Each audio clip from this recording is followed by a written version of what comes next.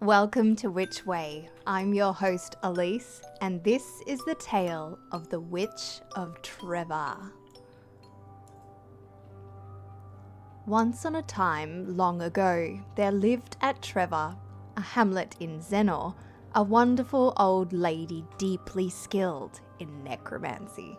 Her charms, spells, and dark incantations made her the terror of the neighbourhood. However, this old lady failed to impress her husband with any belief in her supernatural powers, nor did he fail to proclaim his unbelief aloud.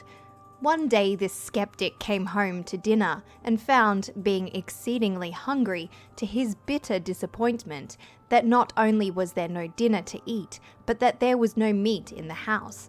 His rage was great, but all he could get from his wife was, "I couldn't get meat out of the stones, could I?" It was in vain to give the reins to passion, the old woman told him, and he must know that hard words buttered no parsnips. Well, at length he resolved to put his wife's powers to proof, and he quietly but determinedly told her that he would be the death of her if she did not get him some dinner.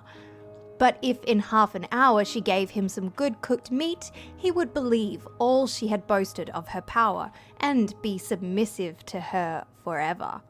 St. Ives, the nearest market town, was 5 miles off, but nothing doubting, the witch put on her bonnet and cloak and started. Her husband watched her from their cottage door, down the hill, and at the bottom of the hill he saw his wife quietly place herself on the ground and disappear. In her place, a fine hare ran on at its full speed.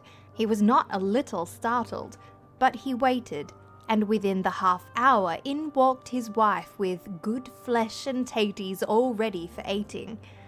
There was no longer any doubt, and the poor husband lived in fear of the Witch of Treva to the day of her death. This event took place after a few years, and it is said the room was full of evil spirits, and that the old woman's shrieks were awful to hear. Howbeit, peace in the shape of pale-faced death came to her at last, and then a black cloud rested over the house when all the heavens were clear and blue.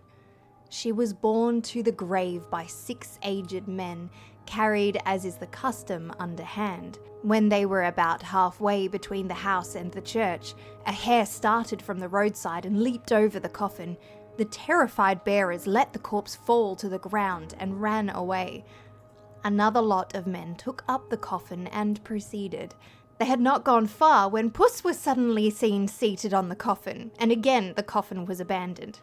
After long consultation, and being persuaded by the parson to carry the old woman very quickly into the churchyard, while he walked before, 6 others made the attempt, and as the parson never ceased to repeat the Lord's Prayer, all went on quietly.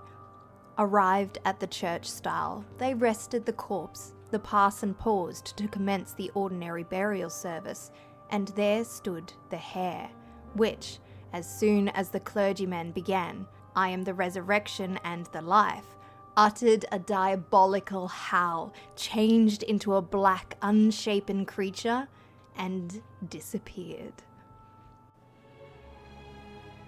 This tale comes from popular romances of the west of England, or the drolls, traditions and superstitions of old Cornwall, collected and edited by Robert Hunt. Published in 1881.